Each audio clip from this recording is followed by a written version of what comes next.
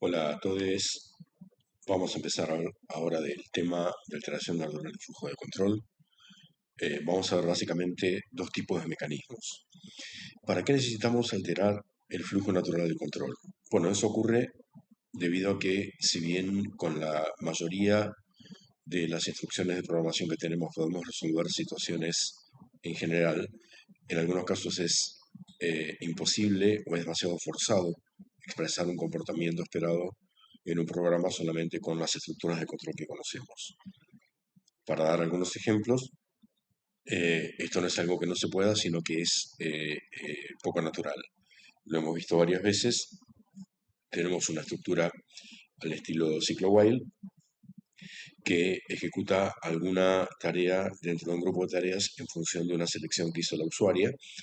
Entonces no tenemos más remedio que preguntar la opción a la usuaria al ingreso del ciclo while y luego al final del ciclo while volver a preguntar.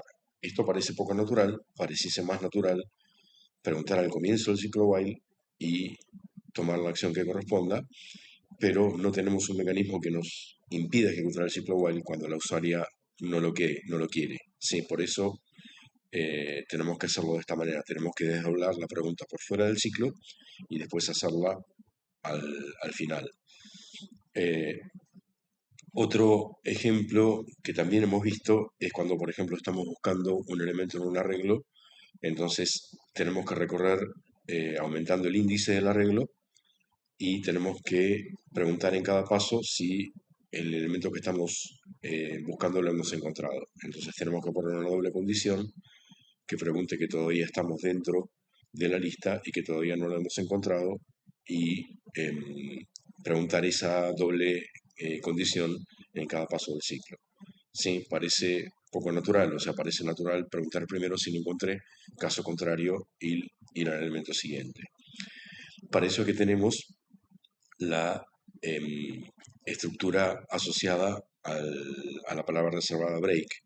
Si la palabra reservado break, como su nombre lo indica, rompe la ejecución de un ciclo y lleva el control a la sentencia inmediata posterior. ¿Sí? Si estamos dentro de un while o de un for, se abandona el ciclo. Entonces, ¿cómo nos quedaría el primer ejemplo? En el primer ejemplo, tal cual dijimos, eh, hacemos la pregunta dentro del ciclo while. El ciclo while es incondicional, es un while true. Eh, Vemos una por una de las opciones y si la opción es salir o la opción es el string vacío, entonces abandonamos el ciclo. ¿Cómo nos queda la segunda estructura? La segunda estructura simplemente preguntamos si estamos dentro de los índices permitidos del arreglo, si estamos todavía dentro del límite superior del arreglo. Entonces, si el elemento que estamos inspeccionando ahora es el buscado, abandonamos el ciclo. Caso contrario, preguntamos en la posición siguiente. Sí, existe otra palabra reservada asociada que es la sentencia continue. Continue lo que hace, a diferencia del break, es pasar a la iteración siguiente, o sea, no abandona el ciclo, sino que abandona la iteración actual y va a la iteración siguiente. El continuo es adecuado cuando las iteraciones se tienen que ejecutar si se cumple alguna condición y cuando no se cumple la condición, entonces directamente le decimos a la iteración, al iterador, que vaya que genere la siguiente iteración. Un grupo de sentencias un poco más complejo y un poco más elaborado, pero que tiene un poder expresivo mucho mayor, es lo que se llama la gestión o el manejo de excepciones, el exception handling. Eso se hace con try except o con try except finally, cuando nosotros necesitamos el try except. Probablemente ustedes se acuerden un ejemplo que es cuando estuvimos viendo eh, programación orientada por objetos y creamos una clase .2D que tenía un método constructor que recibía un par de valores y con ese par de valores le asignaba el X y el Y al punto que se creaba. Para evitar hasta cierto punto que se cree un punto incorrecto, entonces lo que hacíamos era preguntar si los parámetros que estábamos recibiendo eran en efecto números, eran enteros o reales. Sí, pero eso, si ustedes recuerdan, no evitaba la ejecución del método constructor, sino que no le asignaba los valores al X y al Y del punto. Simplemente lo que hacía era abandonar la constructora, pero la constructora se ejecutaba incondicionalmente. Eso no va a poder cambiar, pero sí lo que podemos hacer es que la constructora, cuando recibe parámetros inadecuados, genere un aviso de una excepción, de manera tal de que cuando nosotros invocamos a la constructora, lo hacemos adentro de una gestión de excepciones, y en palabra de dos letras lo que hacemos es, si la constructora no me hace problemas, entonces créame un punto o hace lo que tengas que hacer con la construcción del nuevo objeto que pertenece a esa clase. Ahora lo vamos a ver. Tenemos obviamente más situaciones. Una situación típica es, tenemos una función para la cual sabemos que puede generar errores, sin suponer que estamos haciendo 1 sobre x, entonces hay varias situaciones donde el cómputo de 1 sobre x puede ser eh, excepcional. Por ejemplo, le doy un valor demasiado pequeño, o le doy algo que no es un número, le doy un complejo, o le doy alguna situación que no es la adecuada. Entonces, bueno, si lo que yo estoy haciendo es ejecutando 1 sobre x en una función f, bueno, puedo bancarme que la función f se rompa como lo venimos haciendo hasta ahora. Ahora, en lo que ustedes ya están viendo en la materia y lo que van a ver más adelante, es muy común que nosotros tengamos una función A, que a lo mejor es un método de una clase, que llama a una función B, que a lo mejor es otro método de otra clase, y esta es la que llama f. Entonces, cuando f genera la excepción, si f no genera la excepción, entonces se interrumpe el control de f, el de b y el de a, y nadie sabe exactamente qué es lo que pasó y hay que hacer una lectura de dónde ocurrió el error. Bueno, no es una forma adecuada de hacerlo. Si lo ideal es que f gestione la excepción, le envíe a b algún tipo de mensaje relacionado con la excepción que se generó, b gestione la excepción de haber llamado a f dentro de ese mecanismo, y eventualmente b también le avise a, si b no puede hacer nada con el error de f, que b le avise a y que a haga la gestión correspondiente. Bueno, veamos cómo sería el caso de una función f que hace 1 sobre x o 1 sobre n. La llamamos función recíproco y básicamente lo que le decimos es que intente ejecutar 1 sobre n, y si se genera una excepción en la ejecución de 1 sobre n, no va a ejecutar 1 sobre n porque está dentro de un try, y que si se da una excepción, que devuelva un número grande. No estoy diciendo que esto está bien, lo estoy poniendo simplemente como un ejemplo, donde f va a intentar ejecutar una operación aritmética que puede dar un error, pero lo hace dentro de un try. Entonces, si esta operación genera un error, no se ejecuta, se intenta, pero no se ejecuta, y le avisa que hay una excepción. Entonces yo le digo qué es lo que quiero que me devuelva cuando hay una excepción. Bueno, entonces yo puedo tener ahora un ciclo while que vaya preguntando una por una datos, y que vaya diciendo cuál es el recíproco de ese dato. Entonces ingresa dato 1, me da 1.0. Ingresa dato 2, me da 0.5. Ingresa dato 0, me da 99999. ¿Sí? Así es como funciona esta forma de hacer la gestión de la excepción sencilla dentro de la función. Otra forma es, de alguna manera, hacer una gestión más elaborada, porque yo puedo tener eh, diferentes situaciones. O sea, por ejemplo, si en esta función yo estoy haciendo 1 sobre n y n es un string, me va a devolver 9999, lo cual, bueno, es menos correcto todavía que devolver ese número como recíproco de 0. Entonces vamos a ver que existe un conjunto de posibles excepciones, ¿sí? O sea, lo que está dentro del try, cuando genera una excepción, genera un tipo de excepción, y yo puedo atrapar ese tipo de excepción y ver qué es lo que voy a hacer dependiendo del tipo de excepción. Un tipo de excepción específico muy común, además de el de división por cero, que es el que tenemos acá, es error de entrada-salida, cuando, por ejemplo, yo le digo que abra un archivo y el archivo no existe, o yo le pido que por consola entre un dato y entre un dato mal.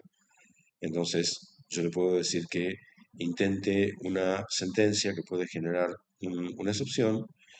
Si esa sentencia falla y la excepción es entrada-salida, ejecuta este código. Si la excepción es división por cero, ejecuta este código, etcétera, etcétera. Ahora en el final de la clasecita vamos a ver los diferentes tipos de excepciones que hay. Y caso contrario, si no se cumple ninguna de las excepciones que decimos acá, que genere un código para una excepción diferente. Por ejemplo, acá hacemos una segunda versión del recíproco, eh, donde le decimos que intente retornar 1 sobre n y caso contrario, que genere una excepción como x, donde yo le digo que ocurrió una excepción de tipo ex, pidiéndole el name de la excepción. Si ustedes ya ven que el formato de name con el doble guión bajo el principio está relacionado con un método especial o un atributo especial, si ya se imaginan que esto funciona de esa forma. Entonces, si yo llamo recíproco con un número correcto, me devuelve lo que corresponde. Si lo llamo con cero, me dice ocurrió una excepción de tipo de división por cero. Y si le digo que me haga el recíproco de un string, me dice que ocurre una excepción de tipo de error de tipo, valga la redundancia. Hay otros contextos donde la situación es semánticamente inadecuada. Por decirlo, no se trata de que los datos están mal conformados, sino que se trata de que hay alguna propiedad dentro de los datos que está mal conformada. Sí, entonces nosotros deseamos generar una excepción nueva de algo que nosotros sabemos de qué se trata. No es algo que está dentro del lenguaje, sino que estamos programando un nuevo tipo de excepción. Vamos a poner, por ejemplo, yo tengo una clase triángulo y tengo, obviamente, la función init, que es la constructora. La función init va a recibir la longitud A, B, C de los tres lados del triángulo y luego va a chequear que esos lados permitan conformar un triángulo adecuadamente. Sí, yo lo hago de una manera fácil, que es genero una lista con los tres valores que vienen por parámetro, luego ordeno la lista y luego chequeo que el primero más el segundo sea menor que el tercero. ¿Sí? Si esto no ocurre, el triángulo está mal conformado. En ese caso, yo le digo que genere una excepción, que eleve una excepción con un value de error que yo le digo cuál es el que quiero. En este caso le digo un triángulo mal conformado. Caso contrario, quiere decir que el triángulo no está mal conformado y la constructora le asigna a los tres lados del triángulo las longitudes que estamos recibiendo. Bueno, ¿cómo haríamos entonces para ejecutar en forma condicional la constructora? O sea, básicamente lo que nosotros queremos hacer es que la ejecución de la constructora esté dentro de un try y que no se ejecute o se ejecute en forma condicional y se retrotraiga cuando el triángulo está mal conformado. Entonces leemos los tres valores de los tres lados del triángulo, lado 1, lado 2, lado 3, luego llamamos a t triángulo de lado 1, lado 3, lado 2, lado 3 dentro de un try y si esta constructora me generó el raíz, entonces no se va a ejecutar, ¿sí? Porque está dentro de un try y voy a tener una excepción que yo la voy a poder gestionar de la manera que yo quiero. O sea, voy a tener acá lo mismo que hicimos en el ejemplo anterior, con la exception como EX, lo que hago es ver qué es lo que ocurrió.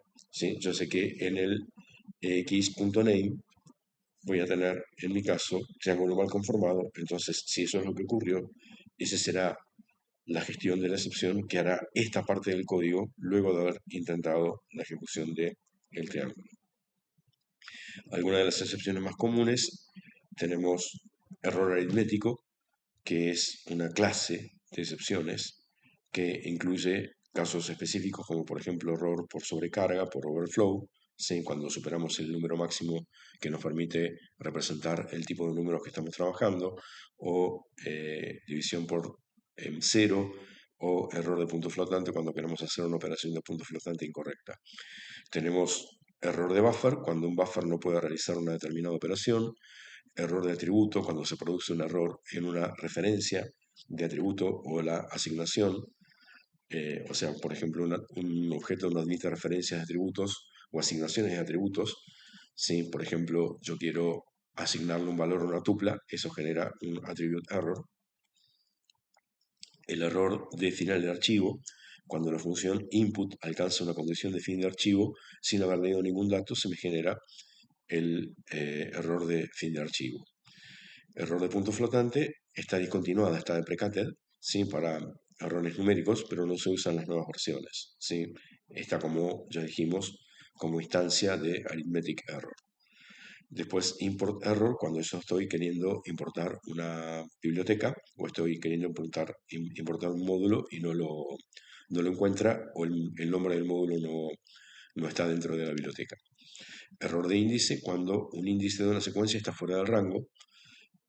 Por ejemplo, si estoy queriendo acceder a un elemento siguiente del último de una lista o algo por el estilo. Error de clave, como ustedes se imaginan, cuando estoy queriendo hacer algo incorrecto con un diccionario en el conjunto de claves existentes. Error de interrupción de teclado, cuando le doy al control Z o control C o delete a cualquiera de esas teclas durante la ejecución. ¿Sí? Eso es importante tener en cuenta que ocurre cuando estoy corriendo en modo consola. ¿Sí? Cuando estoy corriendo en modo consola, el intérprete cada tanto le pregunta al teclado si hubo alguna interrupción por parte del teclado. Bueno, tenemos la excepción de memoria, que es cuando una operación se queda sin memoria, pero la situación se puede recuperar eliminando algunos objetos. O sea, estamos esperando, por ejemplo, que corra el recolector de basura, el garbage collector, y me devuelva un poco de memoria. Error de nombre cuando no encuentro un nombre asociado. Por ejemplo, cuando estoy queriendo acceder al nombre de una variable que no existe, al nombre de un método que no existe, al nombre de un atributo que no existe, etc. Error de sistema operativo, acá hay una cantidad muy grande de posibilidades porque ahí básicamente lo que estamos haciendo es eh, acceder al sistema operativo y si el sistema operativo nos genera un error, vamos a generar una larga posibilidad de condiciones, archivo no encontrado, directorio no encontrado, disco lleno, bueno, hay una gran cantidad. Error de overflow, cuando una operación aritmética es demasiado grande para ser representado, el valor.